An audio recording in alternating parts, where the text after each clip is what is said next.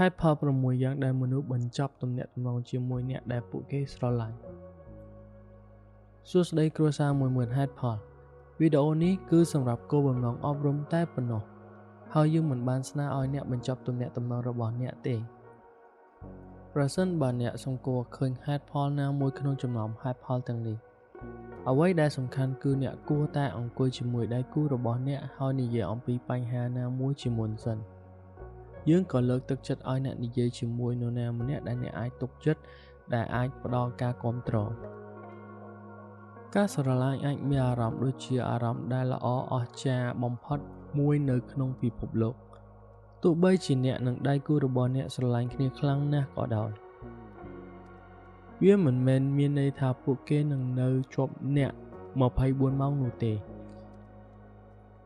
ពេលខ្លះអ្នកអាចស្ថិតនៅក្នុងទំនាក់ទំនងជាមួយនរណាម្នាក់ដែលស្រឡាញ់អ្នកហើយអ្នកទាំងនោះនៅតែអាចបញ្ចប់ទំនាក់ទំនងទាំងនោះដោយការចាក់ចែងពីអ្នកអារម្មណ៍នៃការបាត់បង់នោះពិតជាឈឺចាប់ណាស់ហើយវាក៏ដោយសារតែអ្នកដឹងថាអ្នកមានសេចក្តីស្រឡាញ់នៅក្នុងកំណាប់ដៃរបស់អ្នកហើយអ្នកនៅតែអនុញ្ញាតឲ្យវារអិលចេញវាអាចធ្វើឲ្យអ្នកសួរសំណួរអំពីទំនាក់ទំនងទាំងមូលរបស់អ្នកដូចជាហេតុអ្វីបានជាពួកគេសុខចិត្តដើរចេញពីសេចក្តីស្រឡាញ់របស់ខ្ញុំដើម្បីជួយឲ្យអ្នកយល់នៅហេតុផលខ្លះៗនេះគឺជាហេតុផលទូទៅចំនួន6ដែលមនុស្សជ្រើសរើសចាក់ចេញពីមនុស្សដែលពួកគេស្រឡាញ់ហេតុផលទី1ពួកគេមិនមានអារម្មណ៍ថាត្រូវបានគោរព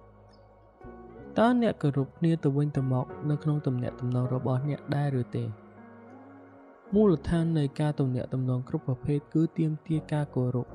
ដៃគូរបស់អ្នកប្រហែលជាស្រឡាញ់អ្នក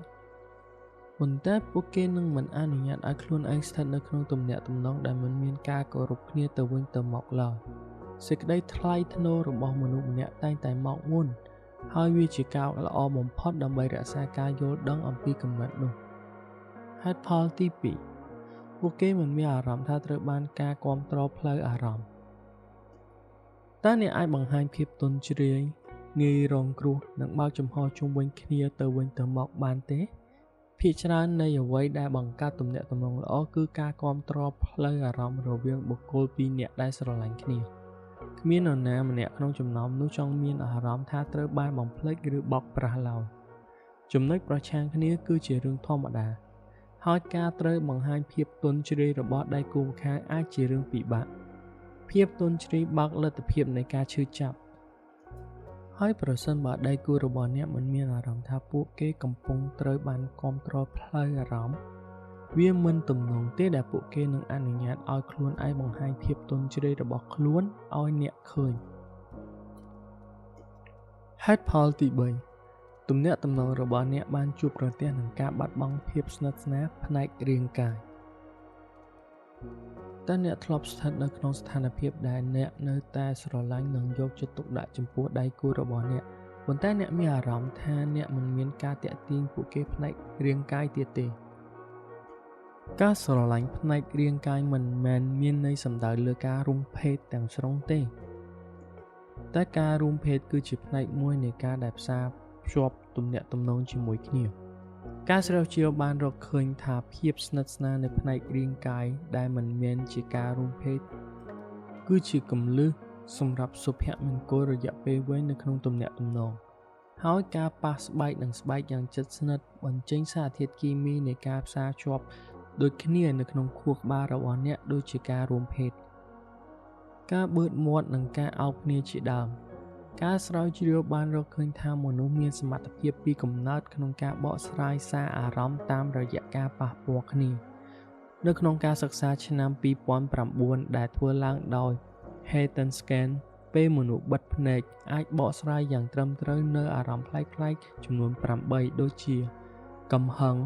ភ័យខ្លាចខ្ពើមរអាលសេចក្តីស្រឡាញ់ការដឹងគុណការអាណិតអាសូរសុភមង្គលនិងទុក្ខព្រួយការបាត់បង់ភាពស្និទ្ធស្នាលខាងរាងកាយច្រើនតែជាជំហានដំបូងឆ្ពោះទៅរកការបាត់បង់ភាពស្និទ្ធស្នាលផ្លូវអារម្មណ៍វាជាផ្នែកសំខាន់មួយនៃទំនាក់ទំនងរបស់មនុស្សពីរនាក់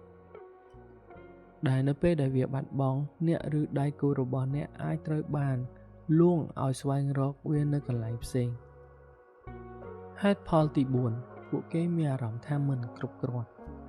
ជាឬមិនជឿមនុស្សម្នាក់តែងតែប្រឈមនឹងហានិភ័យនៃការចាកចេញពីទំនាក់ទំនងនៅពេលដែលពួកគេមិនមានអារម្មណ៍ថាពួកគេល្អគ្រប់គ្រាន់សម្រាប់នរណាម្នាក់នៅក្នុងទំនាក់ទំនងដៃគូរបស់អ្នកចង់មានអារម្មណ៍ថាត្រូវបានយកចិត្តទុកដាក់ដោយអ្នកហើយប្រាថ្នាចង់ត្រូវបានការកោតសរសើរយូរទៅប្រសិនបើពួកគេមិនទទួលបានការកោតសរសើរដែលពួកគេសមនឹងទទួលបានពួកគេមានអារម្មណ៍ថាមិនគ្រប់គ្រាន់ហើយជ្រើសរើសចាកចេញពីទំនាក់ទំនងនោះហេតុផលទី5ពួកគេមិនមានអារម្មណ៍ថាត្រូវបានគេស្ដាប់ពាក្យមួយដែលអ្នកតែងតែ